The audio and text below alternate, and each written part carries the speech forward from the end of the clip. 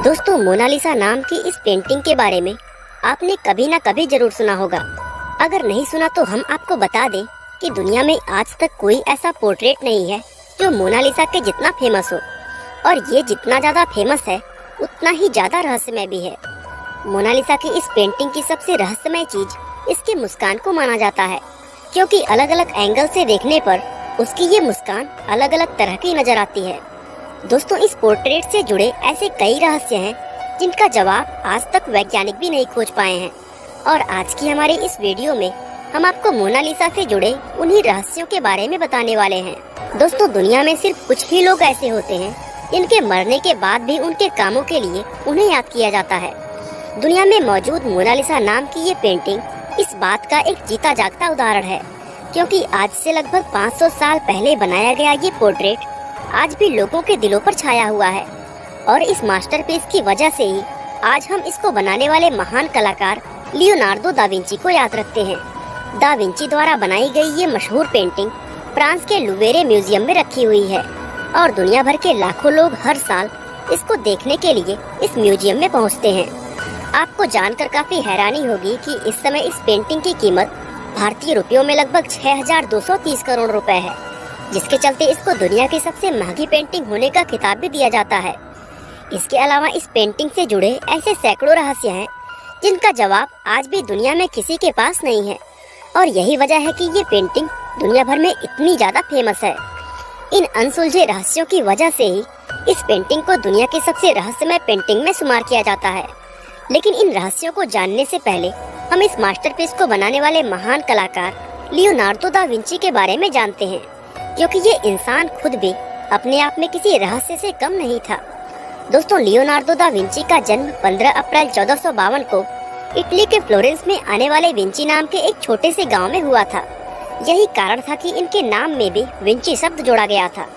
Leonardo da Vinci अपने समय के एक महान चित्रकार, आर्किटेक्ट, म्यूजिशियन, मैकेनिकल इंजीनियर और साइंटिस्ट थे। दोस्तों, एक ही इंसान के अंदर इतने सारे टैलेंट होना कोई आम बात नहीं है। दा विंची अपने हर एक प्रतिभा के मास्टर माने जाते थे।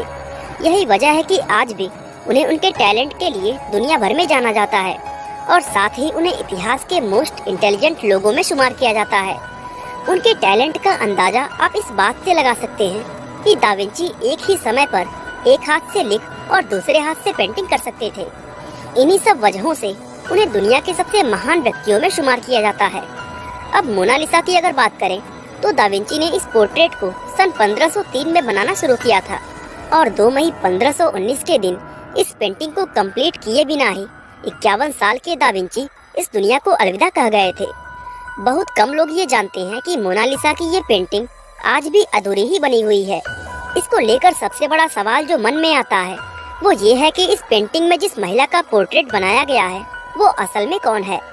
इसका जवाब खोजने के लिए दुनिया भर के वैज्ञानिक, शोधकर्ता और इतिहासकार कई सालों तक मेहनत कर चुके हैं, लेकिन आज तक कोई भी व्यक्ति इस बात का पता नहीं लगा पाया है कि पेंटिंग में नजर आने वाली ये महिला आखिर कौन थी। हालांकि दुनिया के कुछ इतिहासकारों का मानना है कि इस पेंटिंग में जो औरत है वह लीसा घेरार्दिनी है, जो असल में फ्लोरेंस की रहने वाली एक इटालियन औरत थी, लेकिन इतिहासकारों का ये दावा आज तक साबित नहीं हो पाया है। इसके अलावा कुछ लोग ये भी कहते हैं कि मोनालिसा की पेंटिंग असल में दा विंची की अपनी खुद की तस्वीर है। इसका मतलब यह है कि उन्होंने इस पेंटिंग में खुद को एक औरत के रूप में दिखाया है, लेकिन ये बात भी कभी साबित नहीं हो पाई, और पेंटिंग में नजर आने वाली इस औरत की असली पहचान हमेशा के लिए एक रहस्य बनकर रह गई। दोस्तों, यूँ तो दा विंची अपने समय के एक बेहतरीन लेखक माने जाते थे, लेकिन उन्होंने अपनी इस पेंटिंग के बारे में कभी कुछ नहीं लिखा, और यही बात लोगों को काफी ज्यादा हैरान करती है। बहुत से लोगों के मन में ये भी सवाल आता है कि अगर दा विंची इटली के रहने वाले थे तो उनकी ये पेंटिंग आज इटली की जगह फ्रांस में क्यों मौजूद है।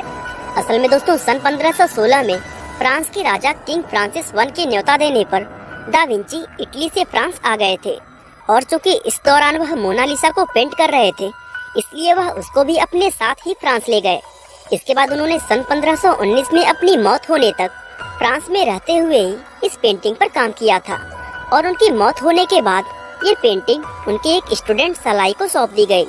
फ्रांस के राजा किंग फ्रांसिस को ये पेंटिंग बहुत ही ज्यादा पसंद थी, इसलिए उन्होंने 4000 सोने के सिक्के देकर सलाई से इस पेंटिंग को खरीद लिया था।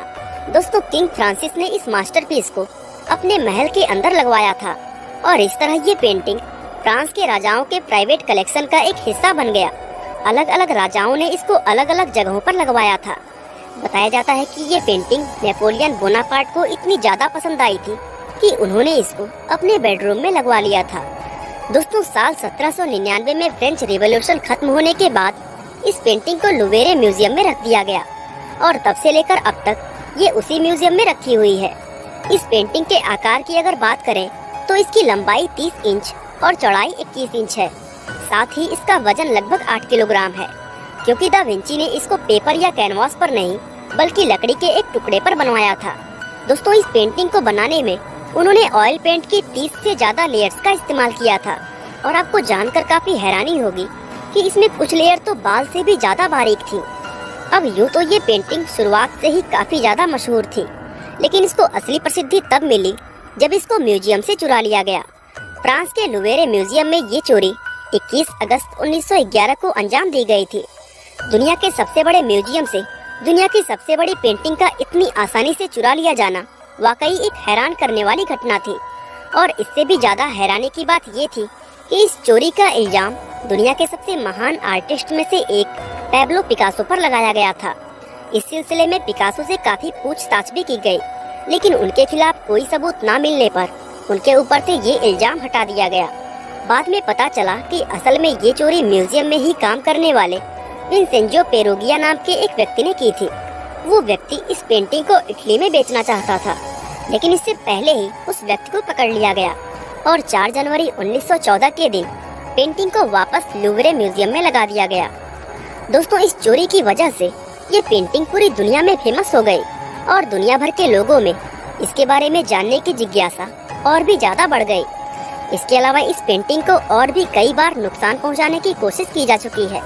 जैसे साल 1956 में वेनेजुएला के एक टूरिस्ट ने इस पेंटिंग पर एक पत्थर से मार दिया था और इस हमले की वजह से मोनालिसा के बाएं हाथ की कोहनी के पास एक छोटा सा निशान बन गया था, लेकिन बाद में इस निशान को खत्म कर दिया गया और आज लुवरे म्यूजियम के अंदर इस पेंटिंग को एक ऐसे कमरे में रखा गया है जहां का टेम्परेचर और माहौल इस तरह का रहता है कि उससे पेंटिंग को कोई नुकसान ना हो। बताया जाता है कि इस रूम को बनाने में लगभग 50 करोड़ रुपए खर्च किए गए हैं। साथ ही अब ये पेंटिंग हमेशा एक बुलेट प्रूफ कांच के पीछे रहती है ताकि भविष्य में दोबारा कभी कोई ऐसा हादसा ना हो। मोनालिसा की इस पेंटिंग की सबसे रहस्यमय चीज इसकी मुस्कान मानी जाती है, क्योंकि अलग अलग एंगल से देखने पर उसकी ये मुस्कान अलग अलग तरह की नजर आती है। इसके ऊपर दुनिया के बहुत से वैज्ञानिक और विशेषज्ञ कई तरह के शोध भी कर चुके हैं, लेकिन कोई भी व्यक्ति इसके पीछे की असली वजह आज तक नहीं जान पाया। इस पेंटिंग के बारे में बहुत कम लोग ये जानते हैं कि दुनिया में इसकी एक जुड़वा पेंटिंग भी मौजूद है और ये दूसरी पेंटिंग हूबहू लियोनार्डो दा विंची की मोनालिसा पेंटिंग के जैसे ही दिखती है।